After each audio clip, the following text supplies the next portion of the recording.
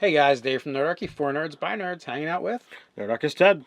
And today we do a character build where this character is full of rage and tranquility.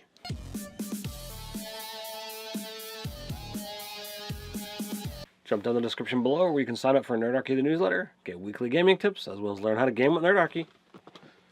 Barbarian Monk, have you lost your mind, Ted? It's crazy, I know, but there's a number of things that I think work really well with this particular thing, and conceptually, looking at it, it's like, all right, the barbarian likes to get their hands on things. They want to break stuff. Problem is, you punch for 1 damage, and if you use one of the very few feats that you get in the game, you can up that to a D4. That's just not enough, in my opinion. I want to rage and I want to punch stuff. Well, that being said, maybe we'll revisit that. But there's a couple things. One, there's a lot of overlap, right? That combination needs a lot of stats, and I see them as being diametrically opposed, from philosophy, right? A monk to me speaks of peace, calm, and order. A barbarian is like passion and rage and this chaotic nature. So they seem very diametrically opposed to me. But what if you could find a way to marry those two? So that being said, you could literally do the monk that kind of channels his rage, into his fighting and stuff like that. It's a focused rage. You can I know certain people don't like when we do this, but when we kind of just ignore the classes as classes and just take them for their pieces, I see and go we're creating this bigger whole, right? Which that works as well.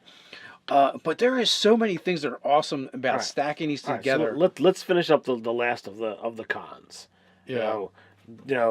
Thematically, you said that they're diametrically opposed. They require 4 of your 6 stats if you're going to play it to its utmost. So that's a problem.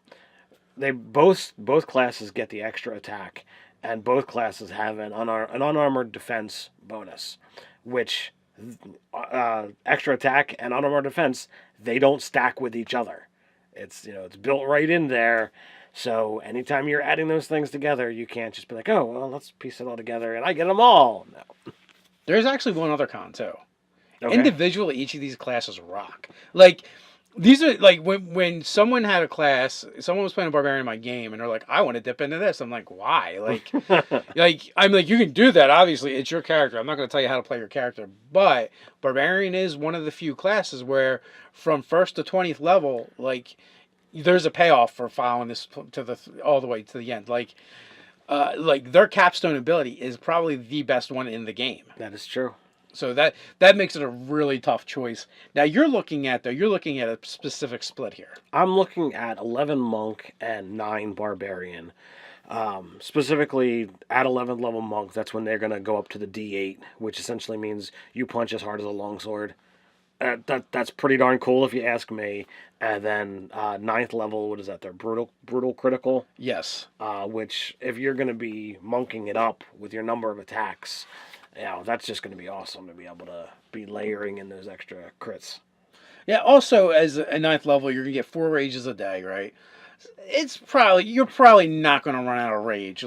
You got enough to go around. 9th level is actually the turning point where your rage damage goes up. For the first time, and you're only losing a point there, so that's not really that big a deal, right? And let's face it, 1 rage per combat is generally going to be enough, so that's not a problem. And unless you're doing an extensive dungeon crawl where you're constantly going from room to room, fight to fight, in our games you would never use 4 rages in a day.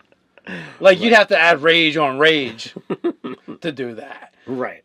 So right there, I think you're covered. You're going to get a lot of other cool things. You're going to get reckless attack, right?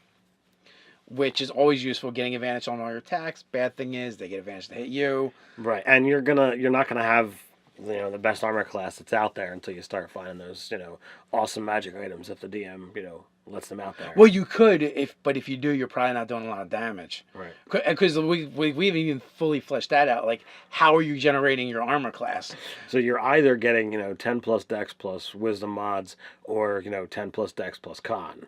So what are you gonna look at? So you've got two stats that are gonna bump it. So I mean, even if you manage to get two of them, and the right two up to 20, that's still only a 20 armor class. Or maybe 20 armor class. That's not bad, but or you can like flip the bird to both of them and be a lizard man, and use their natural armor, which you could then get like a 15, Right. 17 with a shield. Right. And then that's before you start upping your abilities. But if you're using a shield, then you're not attacking with your offhand. Well, you don't have to when you flare your blows. Oh, that's true. As a monk, you don't have to anyway because you have martial arts. Like, you can always use your bonus action to just take another attack as a monk. So you're not really limited like that. Although, personally, I would find the fighting with a shield and punching with one hand weird if you're going that way. But as a monk, you could always just use a monk weapon in your hand, and you'll eventually, can't you up the damage to whatever your martial arts damage is? Yeah. Yeah, so that's not an issue either. It's going to get better. When you first start off, you want to use a weapon anyway, probably, because you're only doing a D4. Unless you're just like, I don't care, you're just going to own it. Like, I am just punching things. I don't care. I punch. It's what I do. But there's so many other cool things. One, like, you max the spell out, you're going to get a plus 30 to your movement. That is right there. It's like, oh, you're literally moving twice as fast as everybody else, and that's before you start using your Kai points for dashing. Right, and that's not picking a race that moves faster. That's not taking the mobility feat. That's nothing. That's just, I move 60 feet unless I'm small. Then it's 50, or is it 55? I don't remember. Depending upon which one. So then there is you eventually you're going to get the ability to run on vertical and liquid surfaces. I completely forgot about that. That's so badass. I mean, and you should be able to as a monk anyway. Yes, up the walls and across the water, no problems. As we stated, you're going to get the extra attack. Cool. Flurry blows, you can jack it up to 4 attacks around. Not a bad deal, especially if you're using reckless attack and taking a lot of attacks. That's going to be far more crits, applying to that brutal criticals. Yes, yeah, well, possibility, sure. Well, the other thing too that we didn't touch on is, what totem would you go as a barbarian? Well, okay, which path, right? But then, like, if you pick the one path that's worth taking, it's what totem. Right. And everyone likes to take bear because for the resistance, which would be cool, which is going to help you when you're, reckless attacking and you take less damage. But that being said, there are definitely ones that increase your mobility. Mm-hmm. Or if you actually just take the mobility feat later on, there's another way to go. Which means you could move around the battlefield and then just use the Miyagi defense. Mm-hmm. Best defense, no be there, right? And not even worry about it. You have so much movement, like they're not getting away from you. Right. And here's the thing, like if you go with like wolf and eagle totems instead, they're very thematic for, I think, this build. Mm-hmm. Especially eagle, when you're like bouncing off the walls, and literally at a certain point you can kind of fly, but you could totally like theme that like wire fu. Oh, absolutely. Instead of being the barbarian totem thing. And the great part about this particular build is you're literally going to maximize your use of actions in combat. The actions, because you've got your reaction that you can use to deflect missiles. You've got a plethora of choices for your bonus action. Whether it be flaring of blows, whether it be using patient defense, step of the wind. You can use your reaction eventually later to slow fall. Like the choices are just literally ridiculous. Yeah, you literally start off as well, not start off, but you will literally have 3 different ways to use reactions. You have attacks of opportunity, you're going to have your deflect missiles, and you're going to have your slow fall. And let's face it, like that's the hardest action to use for some classes, well, a lot of classes really. But this one has got 3 different ways to use it. Your bonus action, you always have a way to use it. Some of them require Kai points, some of them don't. You can be super mobile if you want, or super tanky. So, like, we got all that covered. what race would you make this character? Well, we talked a little bit off camera, and there's literally, a ton of different options because you have 4 stats that are necessary. So if you went with, human, because they're literally good at everything, you can put things where you want. You can get that bonus skill, get that bonus feat if you do the variant, or you just go with all of them where I get a +1 to everything, which for this This character might need that. You might want that, but you could literally be like, all right, well, I'll bump my 15 and my 13 up so that I've got 4 evens across the board, and I'll start off with mobility. I mean, how crazy is that? With this particular build. You had mentioned lizard folk, so that you don't have to worry about the stats. It's con and wisdom. Con and wisdom is nice, but you've kind of got that split. You could go with any of your strength con splits. Well, here's the problem. Like, you're not going to want to neglect either wisdom or con, though. And con is your hit points, and if you're a melee fighter, you need that. You're going to need them, right? Unless you're really good at the Miyagi defense. So I was looking at Furbolg because we rarely, get into that, and that's strength and wisdom. And let's say that while the strength is not going to apply to your armor class, that is going to be your focus because that's where you're hitting, and you're going to want to hit hard. So and you're going to hit often too. Like, it's also your bonus to hit. That's true. But I don't want to leave off half orc because if you're already going with barbarian and going towards that brutal critical, having the half orc critical damage die that gets added in, as well as the ability to get back up essentially from that first time you get tanked in a battle, that's pretty nice too. And you get another skill out of it too. Like, right. I don't know how useful it'll be for you, but you have it, right? So that's not bad. And also strength and con. So again, they're 2 stats that are important to you because this character needs strength, dex, con, and wisdom. That's it. And after that, that's it. Yeah. So there's that. I would say honorable mention would be Hildwarf. Well, that's definitely a good option. That's con and wisdom, 2 of the stats you want. Mm-hmm. And then, an extra hit point of level is going to add to your tankiness. Some extra weapon proficiencies, not so bad. I mean, they're not going to be monk weapons. Right. So not as great there. So there is definitely a lot of different races you could use to build this one. Warforged. Warforged wouldn't be a bad option. +1 to armor class, right? This is a blanket until we get a better version of Warforged anyway. Strength and con again, you're going to suffer from the fact that it only gets the +1s. Mm-hmm. That being said, like bumping a 13 to a 14 with this type of build, and the 15 to the 16, not really that bad. Right, that's going to give you the 16 and 2 14s, and then a 12.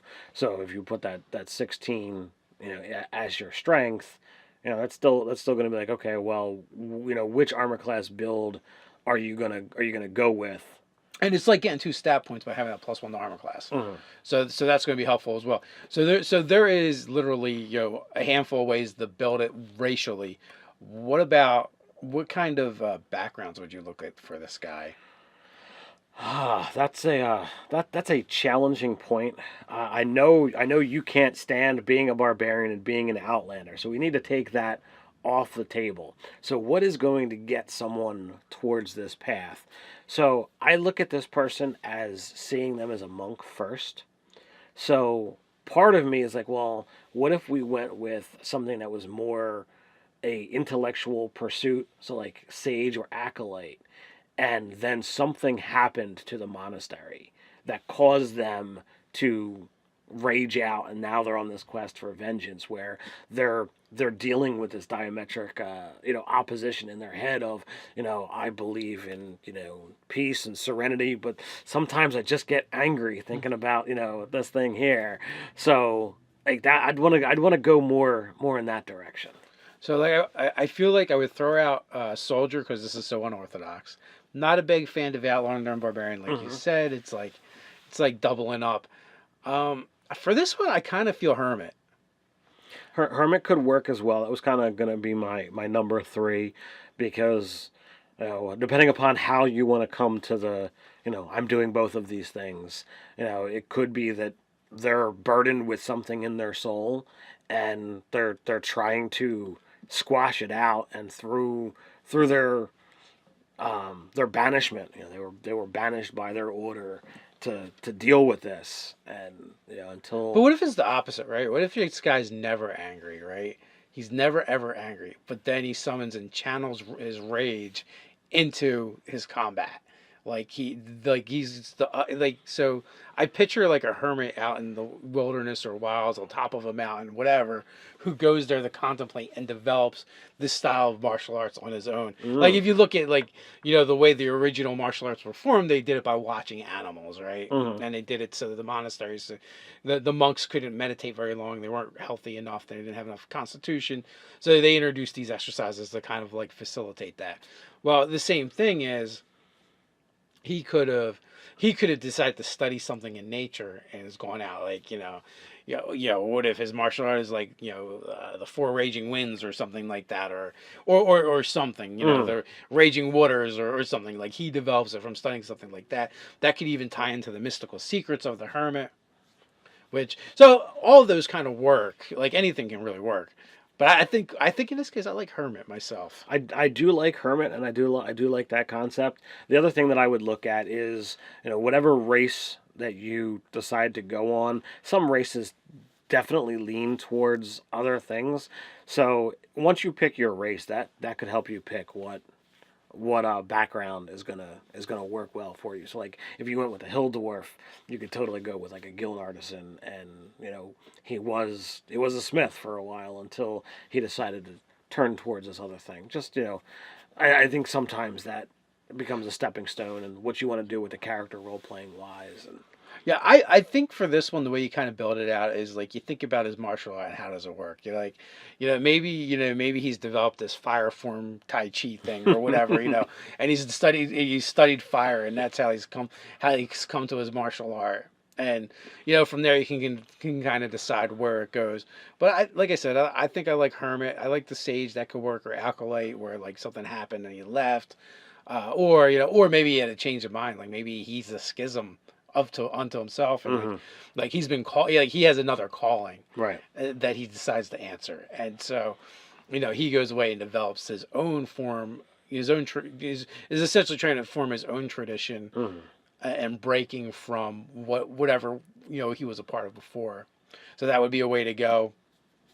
So let's do it. Let's just give this guy. All right, let's decide. Let's pick a race and because we already have the class split, so we might as well give him a race. All right, so we're gonna go with hermit. What race are you solid locked in on? I see. Let's see. I don't like Furbolg as much for some reason. So my top three is hill dwarf, half orc, and lizard folk. Let's go half orc. Okay. Like it makes for a strength based monk, and I kind of feel like the hermit part works really good. I think I feel like he's kind of left to contemplate things. He's probably got that conflicted the conflicted heritage, and there's a lot of things that really work mechanically well with the half orc, right, that are going to lend themselves. And having to mix monk and barbarian together, being dropped might come up. So what do you guys think of this particular character build? Why don't you continue the conversation down in the comments below. While you're down there, don't forget to like, share, and subscribe. You can check us out on nerdarchy.com. So until next time, stay nerdy.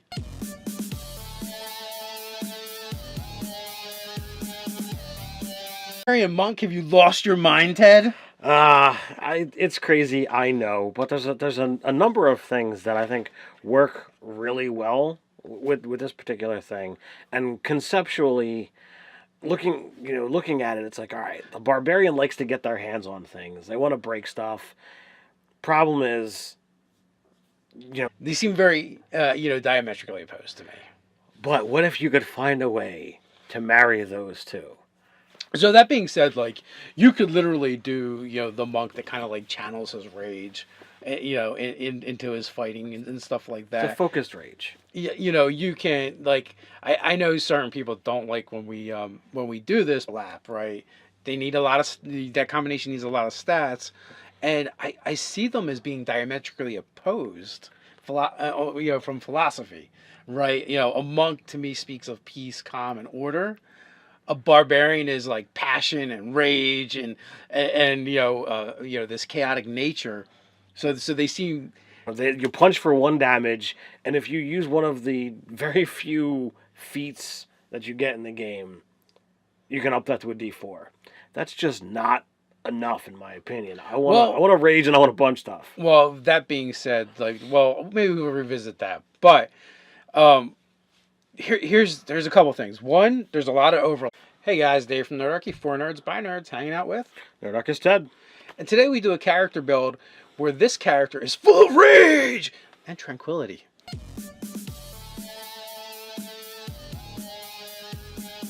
Jump down the description below where you can sign up for Nerdarchy the newsletter, get weekly gaming tips, as well as learn how to game with Nerdarchy. Barbarian.